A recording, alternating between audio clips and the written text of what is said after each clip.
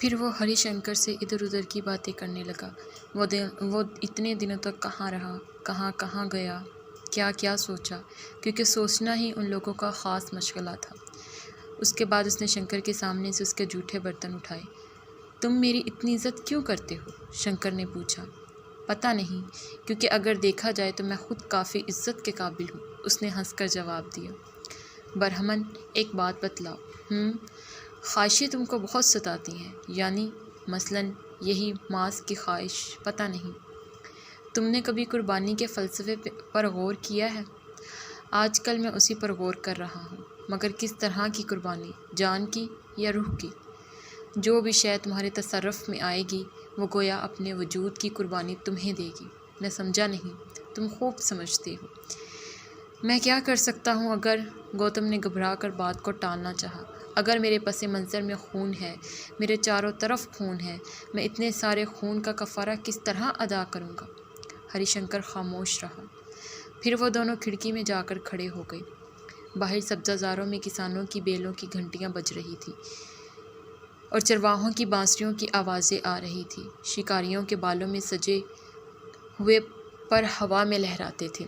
ندی کے اس پار کھشتری امیر زادے اپنے باغوں میں تیر اندازی سیکھنے میں مصروف تھے۔ زندگی جاری تھی۔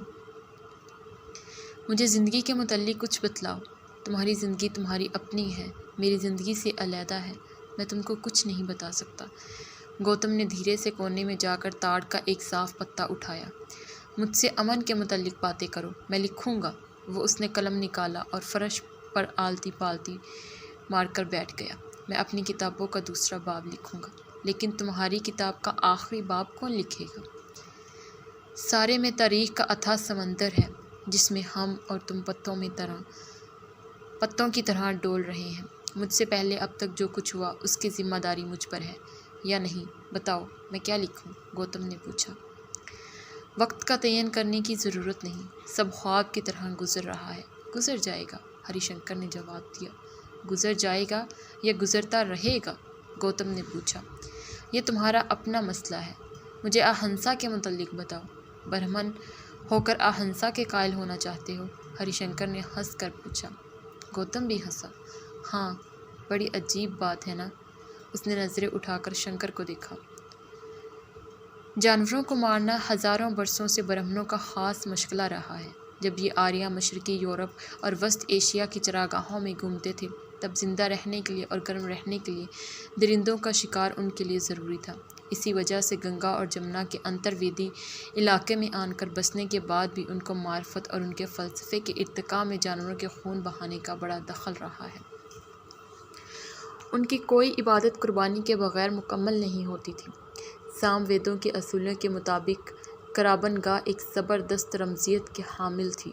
خود تخلیق کائنات مابعد طبیعیات کے نقطہ نظر سے ایک عظیم آفاقی قربانی تھی، اور کائنات کی کلیت اور اس کی بقا کی علامت تصور کی جاتی تھی۔ چکروتی راجا کے لیے گھوڑے کی قربانی لازمی تھی۔ کھیتوں کے اس پار الاؤ روشن کیے جا رہے تھے۔ بہت دور گاؤں کے سرے پر چوپال میں محفل جمی تھی۔ بھاٹ جنگ عظیم کی داستان سنا رہا تھا۔ شام کے مکمل سناٹے میں ہوا کے جھونکے کے ساتھ اس کی پاٹ دار آواز کی لہر تیرتی ہوئی گوتم کی کٹی سے آ ٹکرائی۔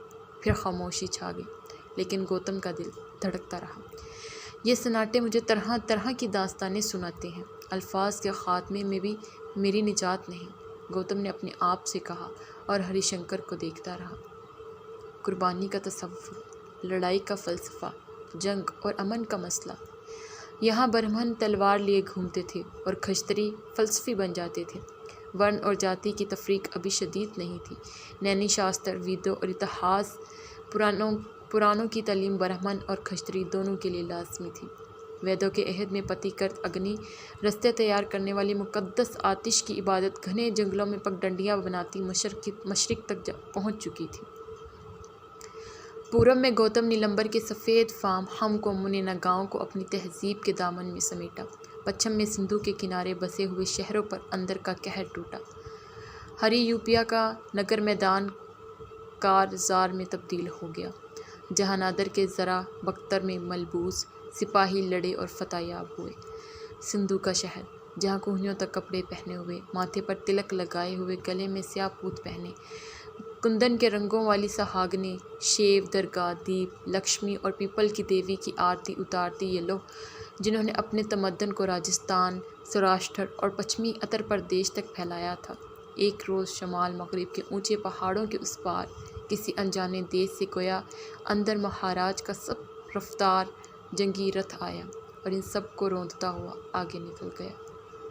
برہم ورت پہنچ کر یہ سنہری رتھ رک گئی اور ان لوگوں نے اندر پرست آباد کیا اور حمدیں لکھی اور موسیقی تیار کی۔ اب تہذیب کے مرکز اندر پرست اور یادو خاندان کی راجدھانی سے ہٹ کر مشرق تک آ چکے تھے۔ یہ ایودھیا اور شراوستی اور اجینی کے عروج کا زمانہ تھا۔ مگدھ اور اتر اب تہذیب کے مرکز اندر پرست اور یادو خاندان کی راجدھانی سے ہٹ کر مشرق تک آ چکے تھے۔ یہ ایودھیا اور شراوستی اور اجینی کے عروج کا زمانہ تھا۔ مگدھ اور اتر کوشل کے انتہائی مہذب باشندے اب شمال مغرب اور سرسوتی کے اس پار رہنے والوں کو نیم وحشی اور جاہل گراتے تھے۔ گوتم نیلمبر کی تاریخ عظیم ناموں سے پرے تھی۔ ان میں سے بہت سے نام اب روایت اور اسرار کے دھندلکے میں جا چھپے تھے، جس طرح ہماوت کی اونچی پہاڑیوں پر دھند جمع ہو جاتی ہے۔ گوتم کو ماضی سے ڈر لگتا تھا۔ کیا ضرورت تھی، کیا وجہ تھی کہ ان سب کا یہ تسلسل قائم تھا، جاری و ساری، اور کب تک ایسا رہے گا؟ ڈگوجے شری رام چندر کے عہد سے دوابار شروع ہوا تھا، جس کا اختتام جنگ عظیم پر ہوا۔ مہابھارت کے بعد سری کرشن کے عالم موجودات سے روپوش ہونے کے ساتھ ہی کالی یگ شروع ہو گیا، جو کہ اب تک باقی تھا۔ اس کالی یگ میں کیا ہوگا؟ پرانوں کی داستانیں اس نے پڑھ رکھی تھیں، جن میں کائنات کی مادے سے تخلیق کا بیان تھا، اور خداؤں اور فلسفیوں کے قصے اور شاہی خاندان کے نسب نامے۔ پراکرت کی تاریخوں پر ان قصوں کی بنیاد تھی، جو کہ صدیوں سے درباروں اور چوپالوں میں داستان گو سناتے آ رہے تھے۔ ان پرانوں میں 40 ہزار اشعار ہوتے تھے، جو وشنو اور رشو کی حمد کے ساتھ شروع کیے جاتے تھے۔ پرانوں کے مطابق ارجن کے پوتے کے وقت سے لے کر جس کے دربار میں پہلی بار جنگ نامہ مہابھارت سنایا گیا تھا، مہاپدم نند کے عہد تک 1000 سال کا وقفہ گزر گیا تھا۔ ارجن سے لے کر اودے تک 24 پشتیں گزر چکی تھیں۔ اودے کے دور حکومت میں شکیامنی پیدا ہوئے۔ گوتم نیلمبر نے نظریں اٹھا کر شنکر کو دیکھا، جو کہ بڑی دلچسپی کے ساتھ پتل کی ایک تختی پڑھنے میں مصروف تھا۔ کھڑکی کے باہر گیندے کے پھول غروب آفتاب کی روشنی میں کرمزی نظر آ رہے تھے۔ گوتم کی جھنجھلاہٹ بڑھتی گئی۔ اس کا فیصلہ کرنے والا کون ہوگا کہ کون کس سے برتر ہے، کس نے کس پر فتح پائی، کون کورو ہے، کون پانڈو۔ جنگ عظیم آج سے سینکڑوں برس قبل روکیشتر میں لڑی گئی تھی، اور ہستا پور کے ان بہادروں کے قصے، جنہوں نے دروپیدی سے بیاہ رچانے کے بعد اندر پرست کا ایسا خوبصورت شہر آباد کیا تھا، گانے والے وینا اور مردنگ بجا بجا کر گاؤں گاؤں سناتے پھرتے تھے۔ سورماؤں کا تذکرہ رگ وید اور قدیم ترین برہمن ادب میں موجود تھا، جس میں ہر چیز اصل سے ری دکھائی دیتی تھی۔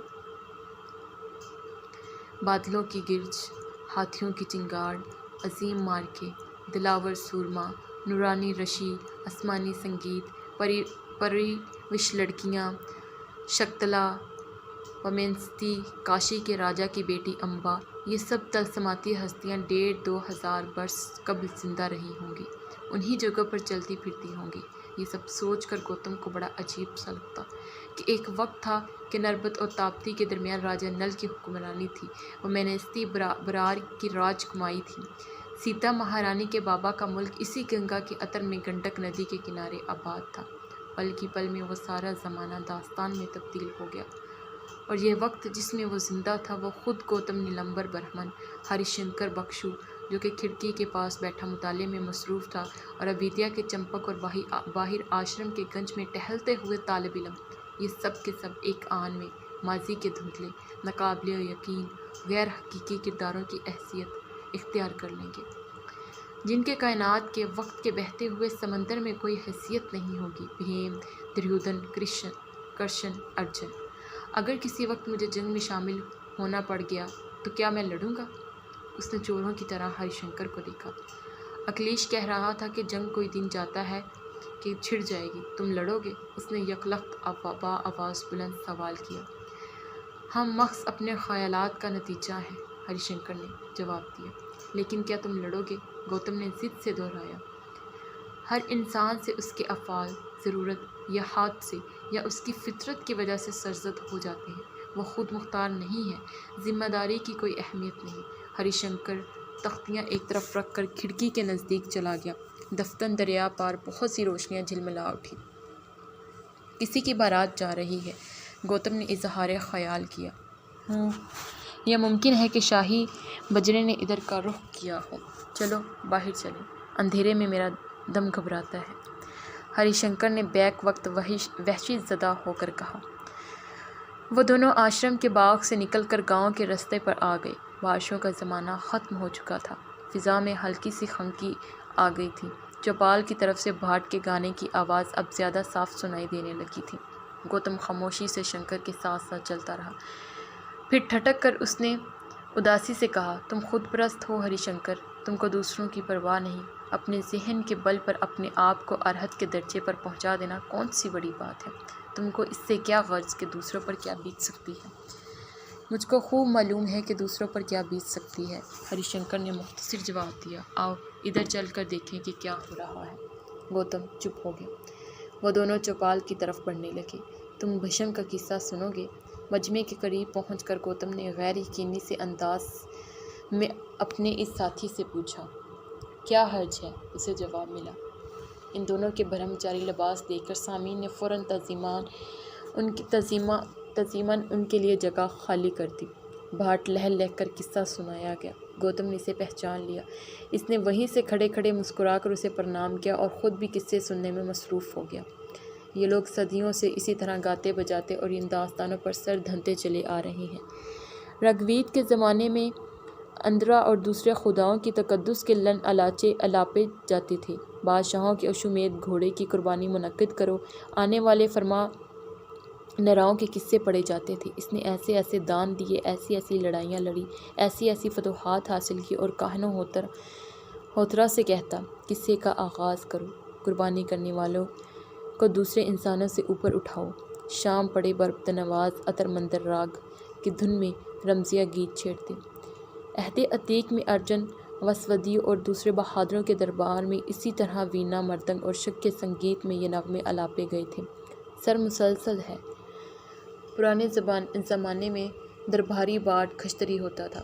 بعد میں درباری شاعری نے رزمیہ داستانوں کے لیے راستہ اختیار کیا۔ اب چھوٹی چھوٹی ریاستیں ٹوٹ کر ختم ہو رہی تھیں اور شاعر جو کہ پہلے درباروں سے وابستہ تھے اب گلی گلی اور گاؤں گاؤں گھوم کر اپنی روزی کماتے تھے۔ رسمی اور باضابطہ مذہب کی جڑیں مضبوط ہوتی جا رہی تھیں۔ خالص رزمیہ شاعری میں مذہبی عنصر شامل ہو رہا تھا۔ پروفتوں نے مہابھارت کے جنگ نامے کو اخلاقیات کے درس میں تبدیل کر دیا تھا۔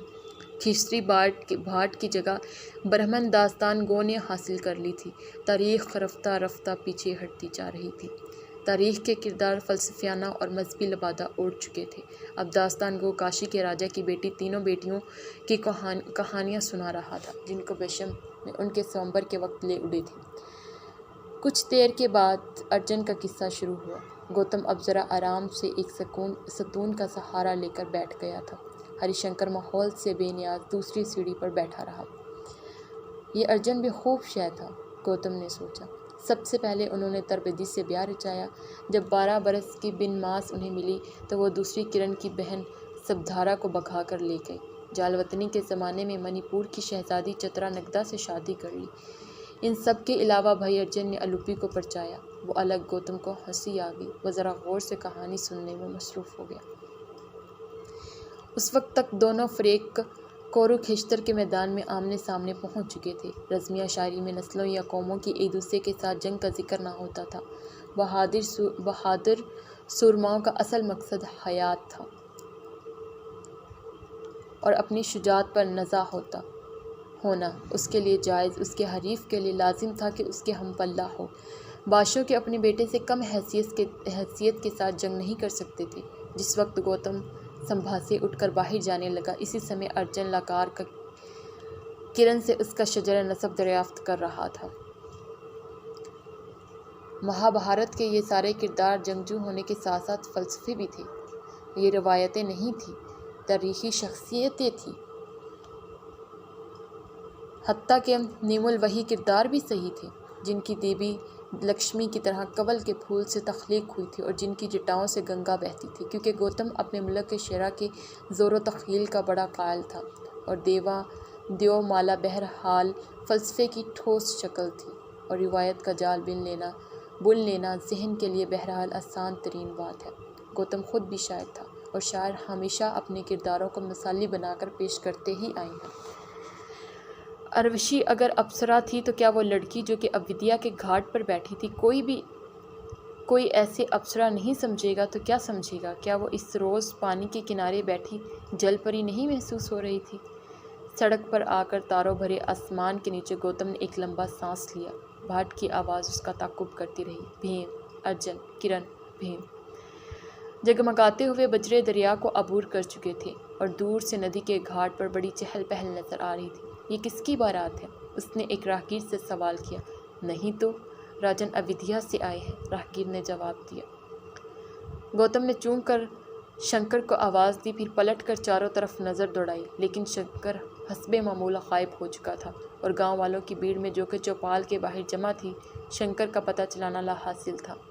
گوتم نے چادر کندھے پر ڈالی اور شہر کی طرف چل کھڑا ہوا۔ وسط شہر میں پہنچ کر اسے اپنی حویلی کی روشنیاں دکھلائی پڑی۔ وہ فوراً دوسری گلی میں مڑ گیا۔ سنہرے اور سبز اور گلابی مکان پر ہلکی ہلکی دھند چھا رہی تھی۔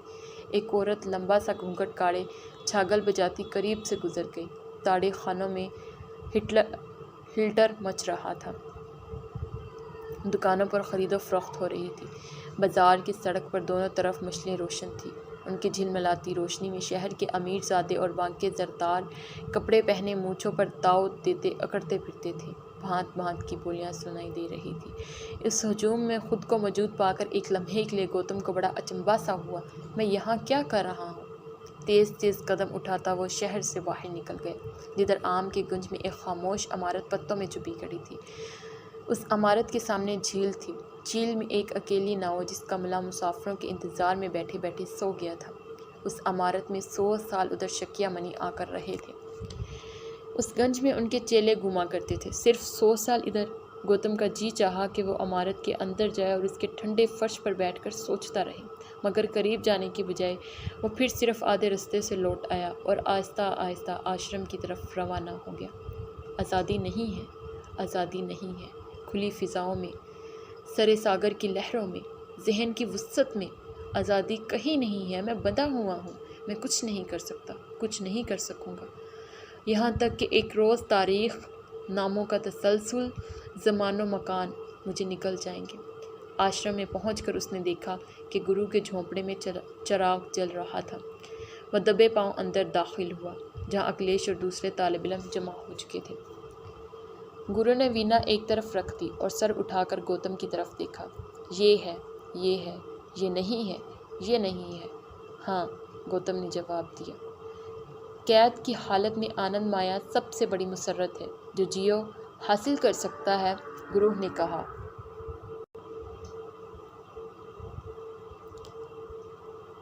گرو نے کہا، آنند مایا سب سے بڑی مسرت ہے، گوتم نے دہرایا۔ مقید روحوں کے لیے پرکھوں کی راہ موجود ہے، مجھ سے بار بار جنم لینا ہے، میرے پرکھ۔ باٹ کی آواز گوتم کے کانوں میں گونجی، اور روح دھویں اور رات اور اماوس کی اندھیری تاریخی راتوں میں سے گزرتی ہے۔ وقت اپنے آپ سے منحرف نہیں ہوتا، وقت سے تم بچ نہیں سکتے، اور اپنی اصلی حالت کو پا کر کوئی چیز اپنے آپ سے انحراف نہیں کرتی، گرو نے مزید کہا۔ وقت کے سامنے کوئی رشتے نہیں ہیں، کوئی منطق، کوئی طاقت، وقت پر تمہارا قابو نہیں رہ سکتا۔ جو آنکھیں رکھتا ہے وہ قدرت کے ارتقاء کو پہچان لیتا ہے، لیکن آنکھیں کہاں ہیں؟ گوتم نے سوال کیا۔ پراکرتی اندھی ہے اور پرش لنگڑا رہی ہے، جو کہ اندھی پراکرتی پر سوار ہے۔ پراکرتی اندھی ہے اور بے حس، گرو نے جواب دیا۔ پرش اسے دیکھتا ہے تو شعور کا خارجی اور مادی دنیا میں اور داخلی اور ذہنی دنیا میں اکٹھا ارتقاء ہوتا ہے، اور ادراک اور خیال کی تخلیق پراکرتی ابدی ہے، ہمہ وقت مصروف عمل۔ جب تک پرش کی نظروں میں رہے، ارتقاء کی منزلیں طے کرتا ہے۔ بے حس مادہ ذہن کی جوت سے روشن ہو جاتا ہے۔ ذہن میں بڑی طاقت ہے، ذہن میں بڑا خطرہ ہے، اکھلیش نے کہا۔ ویدانت میں لکھا ہے گیان نیکی اور بدی سے زیادہ اہم ہے، کیونکہ خیر و شر مایا میں شامل ہے اور گیان مایا سے نجات دلاتا ہے۔ میں گیان سے عاجز آ چکا ہوں، گرو نے کہا۔ ادراک انانیت کے بغیر کام نہیں کر سکتا، لہٰذا دنیا کو خارجی اور عملی میں تقسیم کرنا ضروری ہے۔ یہ میں ہوں، یہ باقی دوسری چیزیں ہیں۔ برہما ایک ہے، جیو آتمائیں بہت سی ہیں، جو کچھ ہے وہ اس کا نتیجہ ہے۔ ہم اپنی حیثیت کی وجہ سے نہیں ہیں، پراکرتی رقاصہ ہے، فرش اسے دیکھ رہا ہے۔ جب وہ اس کی طرف سے آنکھیں اٹھا لیتا ہے تو وہ بھی اسے نہیں دیکھتی، کیونکہ دوسرے فرش اسے دیکھ رہے ہیں۔ بالآخر وہ ان فرشوں کو آزادی عطا کر دیتی ہے۔ فرش باہر اندھیری رات میں آ کر آزاد ہو جاتا ہے، لیکن دکھ کون سہتا ہے، فرش یا اس کی پراکرتی؟ گوتم نے سوال کیا۔ دکھ کا تعلق پراکرتی سے ہے، مقید زندگی کا حساد بذات خود تکلیف ہے، گرو نے جواب دیا۔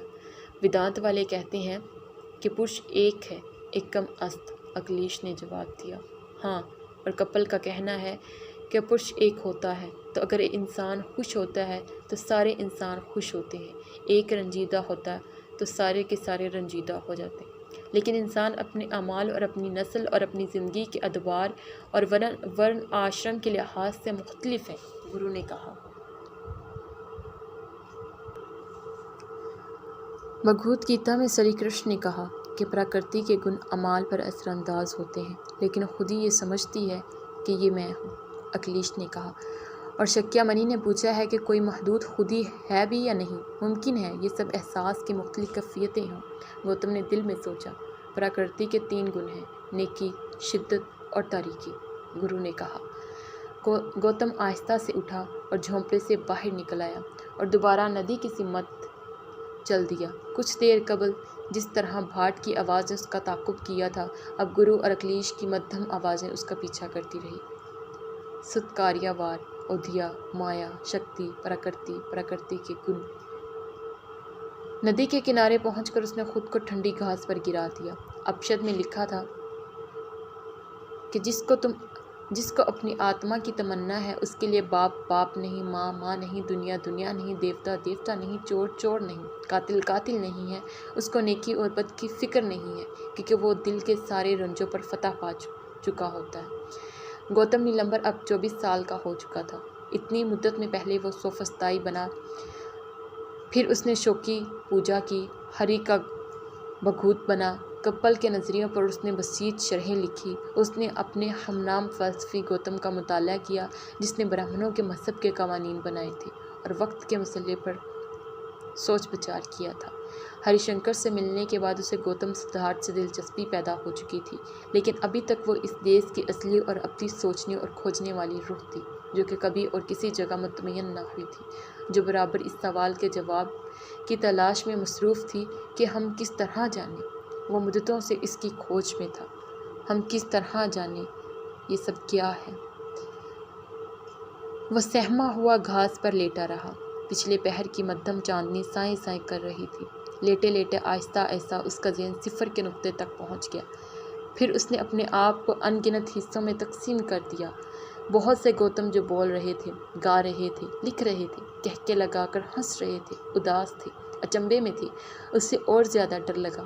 گرو کی آنکھوں میں اسے وہ خود نظر آیا، جو کہ چراغ کی روشنی میں اسے گھور رہی تھی، اور بالوں کی سفید جٹائیں اس کے کندھوں پر بکھری تھی۔ اکلیش کا مسکراتا چہرہ، بازار کے لوگوں کی شکلیں، نکیلی مونچھوں والے نرگرک، پرسکون چہرے والے بکشو، چندی آنکھوں والی پہاڑی، ان سب میں اسے اپنا آپ نظر آیا اور اسے اور زیادہ ڈر لگا۔ آج کل اس قدر خوفزدہ تھا کہ اس کا دل چاہتا تھا کہ کسی ویران مندر کی تاریک گھر میں چھپ جائے اور اندر سے کنڈی چڑھا لے۔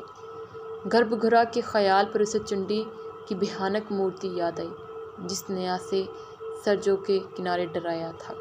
یہ ساری دنیں مل کر چاروں طرف سے اس پر حملہ آور کیوں ہو رہی تھی؟ سب اس کے خلاف ایک لشکر تیار کر رہے تھے۔ اس لشکر میں وہ گھاٹ والی لڑکی شامل تھی، ہری شنکر شامل تھا، گرو پرشوتم اور سارے نئے اور پرانے حکماں شامل تھے، خدا کا تصور شامل تھا۔ اس نے آنکھیں بند کر لی اور کوشش کر کے اپنے ذہن کو ماں سوا سے آری کرنا چاہا۔ اس نے سوچا، کاش وہ کم سے کم یوگا کا ہی کا ماہر ہوتا، کاش ایک لطیف سا خلا اس کے ذہن میں آ کر کہیں سے بھر جاتا۔ آخر اس کا قصور کیا ہے؟ اس نے تو ہمیشہ جاننے کی کوشش کی ہے، اسے وقت سے نہیں ڈرنا چاہیے۔ وقت کے رستے سے ہٹ کر وہ ایک طرف سڑک کے کنارے بیٹھ گیا۔ تھکے ہوئے آرام کے احساس کے ساتھ اس نے آنکھیں بند کر لیں۔ اس نے سوچا جیسے وہ زمان و مکان سے آزاد بہار کے بادلوں کی طرح اوپر اٹھتا جا رہا ہے۔ چاروں طرف خلا ہے،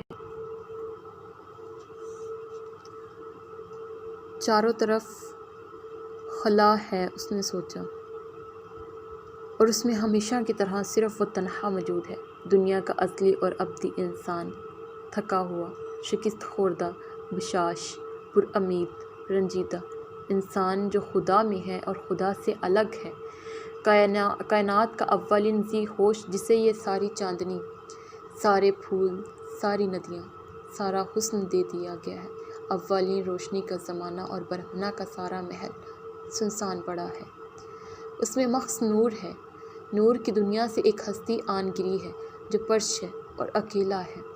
اس اولین انسان نے آنکھیں کھول کر چاروں اور نظر دوڑائی اور اس نے دیکھا کہ چاروں اور دور دور تک بستیاں جگمگا اٹھی ہیں اور کھیتوں میں سرسوں لہراتی ہے اور اودگا تری برہمن سست تانتو ساز کے سو تار چھیڑ کر سام وید کے گیت گا رہے ہیں اور اندروم جھم برس رہی ہے۔ باغوں کا نوجوان خدا اندر لڑکیوں کی چیزیاں اپنی پھوڑ سے بکھوئے ڈالتا ہے۔ سنہرے بالوں والے نوجوان آریہ سرما میدان میں رتھ دوڑا رہے ہیں، ان کے ہاتھوں میں تیر کمان ہے۔ یہ جنگ اور شاعری کے دیوتاؤں کے پرستار نوجوانوں کا عہد ہے، شجاعت کا دور، طاقتور کمزور کو زیر کرتا ہے۔ یہ بے خوف نڈر انسان عناصر سے، ظلم سے، موت سے لڑتے ہیں، سوم پی کو رقص کرتے ہیں۔ ان کا فلسفہ تیاگ کا فلسفہ نہیں ہے، یہ زندگی پر جی جان سے عاشق ہیں۔ انہوں نے پھولوں کے نگر آباد کیے ہیں، مٹی کے فصیلوں والے پور بنائے ہیں، لکڑی کے مکانوں میں اگنی شعلائیں روشن ہیں، پتھر کے قلعے تعمیر کیے جا رہے ہیں، جمنا کی وادی میں گائیں چر رہی ہے، رنگین پگڑیاں باندھے، بالوں کے چار چار چوٹیاں گھوندے مرگنینی لڑکیاں پشپ کرما کے لیے پھول چن رہی ہیں، حامیہ کی وادی میں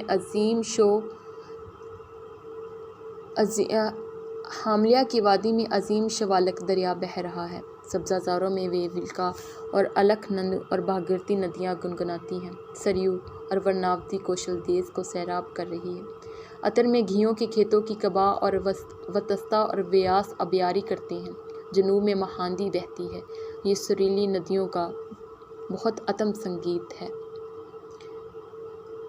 درائے کی لہریں چاندی میں رواں ہیں۔ گوتم نے آنکھیں بند کر کے وہ اس سمے 2000 برس قبل کی دنیا میں پہنچا ہے، وہ اس خنک آرام دہ پیاری زمین پر بیٹھا ہے، یہ زمین اس کی زمین ہے، اسے اس زمین سے عشق ہے، صدیوں سے وہ اس زمین کو سینچ رہا ہے، اس نے اس میں خوبصورت درخت لگائے، دل فریب شہر بسائے، اس زمین پر اس نے محبت کی ہے۔ سنہرے بالوں والا بلند و بالا آریہ جو اپنے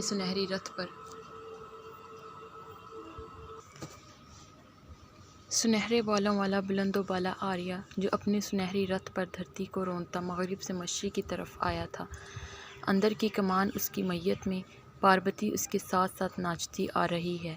برہما کی بی بی سرسوتی نے اپنی بطخ پر سے جھک کر اس کے کان میں کچھ کہا، علم تیرا ہے۔ گنیش نے سونڈ اٹھا کر قلم اس کے ہاتھ میں دے دیا، تخیل میں کتنی طاقت ہے، جس نے عناصر اور چرندوں پرندوں کو شخصیتیں عطا کی ہیں، پرتھوی اور ورونا، اندھیرا آسمان اور اگنی اور اندر، عناصر کی یہ تمثیلیں فلسفے کی اولین مجسم شکلیں ہیں، ان کے ذریعے تسبیب کے قانون کو مزین کیا جا رہا ہے، یہ دانائی کے اولین فلسفی ہیں، فلسطین کی پہاڑیاں خاموش پڑی ہیں، اسرائیل کے نغمہ نواز ابھی پیدا نہیں ہوئے، مگر ان شاعروں کی آواز برہم ورت پہ جھکے ستاروں سے جا ٹکر رہی ہے، یہ سب ستاروں کے راگ ہیں اور خدا کے بیٹوں کی للکار۔ انہوں نے فطرت کے اس عظیم لاشان ناٹک کو اتنے بہت سے حصوں میں تقسیم کر دیا ہے، ان کو کھوج لگی ہے، یہ سب کیوں ہے، اس کا مصنف کون ہے، اداکار کون، تماشائی کون، مترا روز روشن کو سامنے لاتا ہے، ہم سب کا دوست ورونا اندھیرے آسمان کا مالک ہے، سوریہ روشنی کا خزانہ ہے اور شاسوے کی کواری وایو ہوائیں چلاتا ہے۔ مرود طوفان کے فرشتے ہیں، پشت دیوتا سڑکوں اور گلوں کا نگہبان ہے۔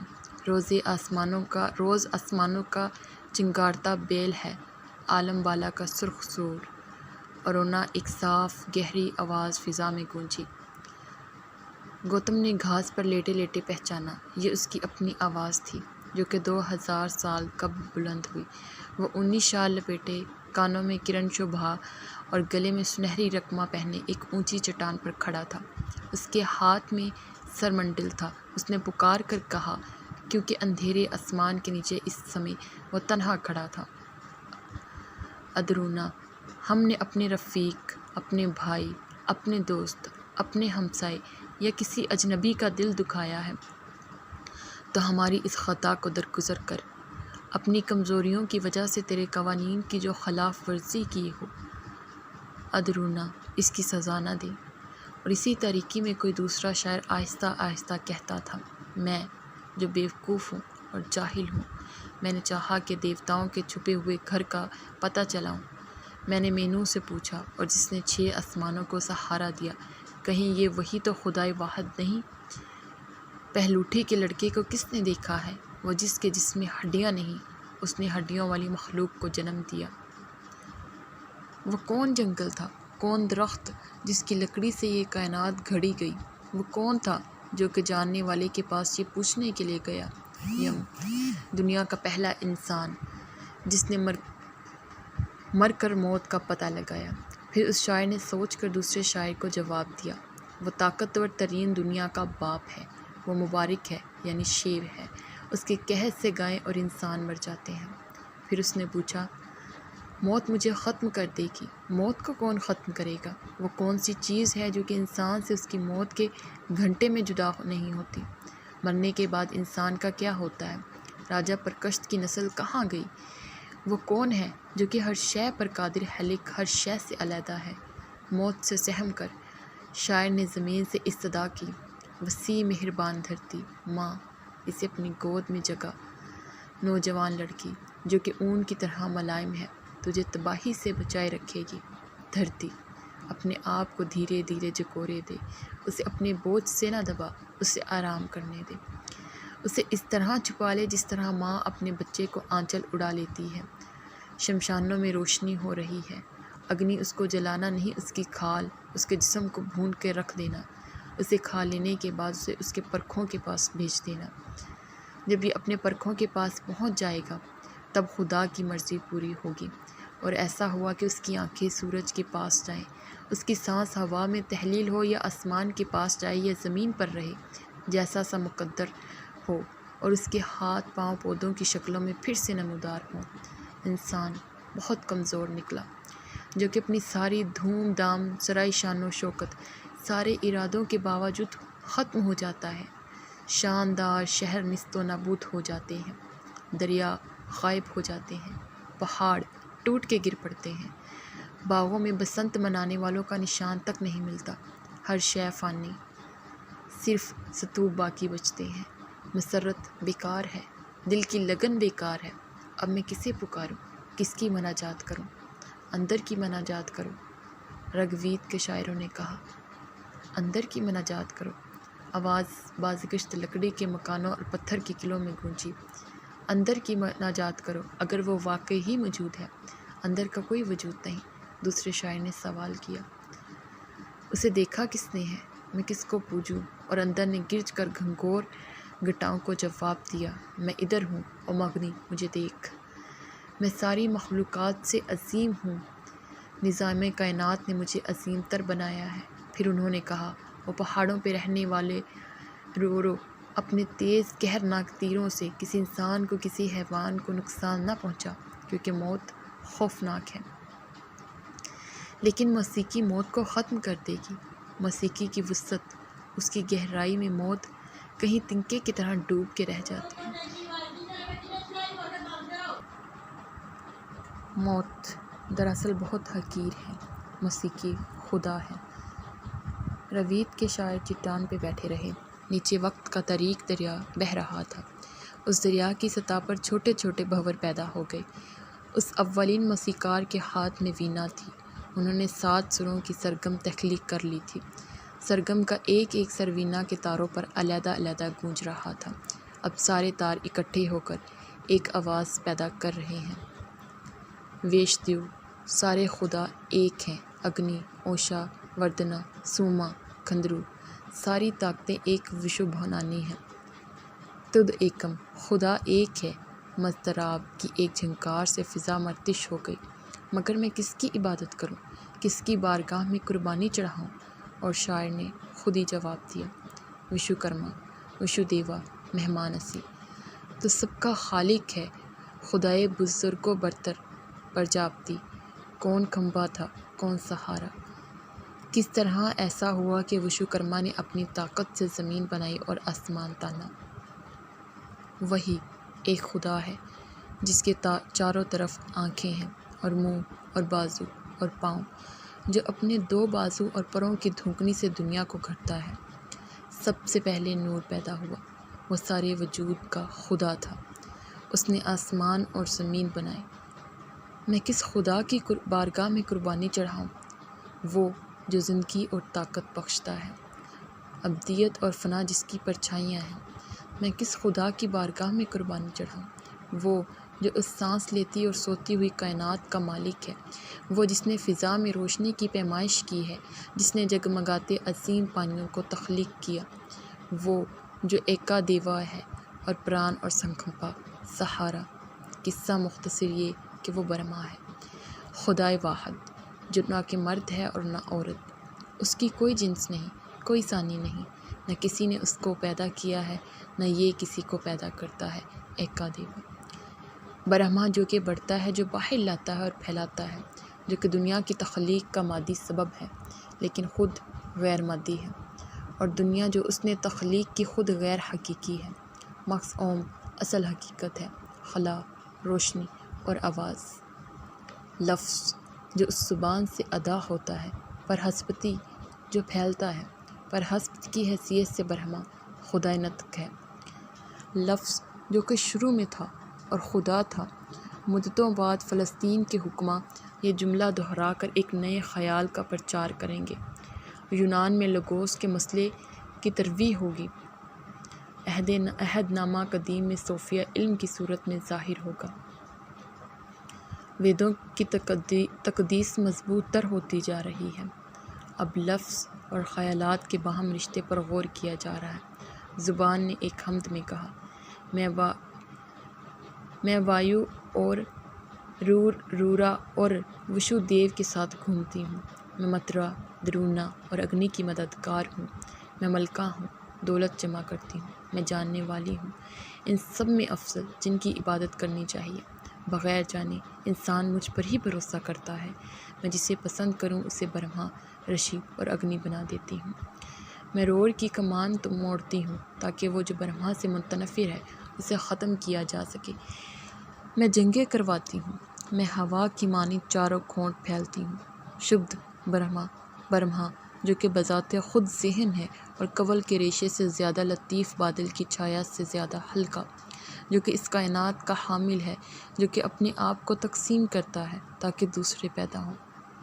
اور دوسرا میں خود ہوں، آتما، جو ذہن اور زبان اور سانس کا دوسرا نام ہے، جو کہ خود اپنی گواہ آپ ہے اور جو روح، کائنات اور پرماتما بھی ہے۔ اب برہمن اور آتما کا مجری تصور وحدت وجود کے نظریے کے لیے راہیں تیار کر رہا ہے۔ پرجاپتی کی تخیل نے وحدانیت کا بیج بویا۔ شروع میں پانی تھا جس پر پرجاپتی ہوا کی طرح منڈلایا اور کائنات کی تخلیق کی۔ فلسطین کا فلسفی بعد میں کہنے والا تھا، شروع میں پانی تھا جس پر روحیں دھوئیں کی طرح منڈلاتی تھیں۔ ان شاعروں کے تخیل نے ساری کائنات کو اپنے دامن میں سمیٹ لیا۔ ان کے لاشعور کی وسعت میں قطب شمالی کی طویل راتیں، مدھم سورج اور وسیع سبزہ زار تھے۔ کھلی فضائیں، موسم کی تبدیلیاں، پھولوں کے رنگ، بسنت رت کی زردی، سرسوں اور کپاس اور ٹیٹوا اور رہار، سنگھار اور ساون بھادوں کی جھڑیاں اور مور کی مینا آؤ کی صدائیں، اور جب درخت جامن، فالسے اور کرندوں سے لد جاتے ہیں اور خزاں جب دھان کی فصل کٹتی ہے، اور سردیاں جب چوپالوں میں الاؤ جلتے ہیں اور کھلیانوں کے اوپر ہیمنت کا چاند دھند میں تیرتا ہے۔ یہ موسموں کی راگ مالا انہوں نے اس وینا کے تاروں میں قید کر لی ہے۔ برہما اور شکتیا کا تصور سنگیت میں ڈھل چکا ہے۔ برہما راگ ہے، سرسوتی راگ رانی 5 سر مہادیو نے تخلیق کیے ہیں، کھرج اور پنجم پاروتی نے بنائے ہیں۔ فضائے بسیط تنبورو نا رومنی اور چتر سین کی موسیقی سے گونج اٹھتی ہے۔ یہ عناصر کی موسیقی ہے جسے متشکل کر لیا گیا ہے۔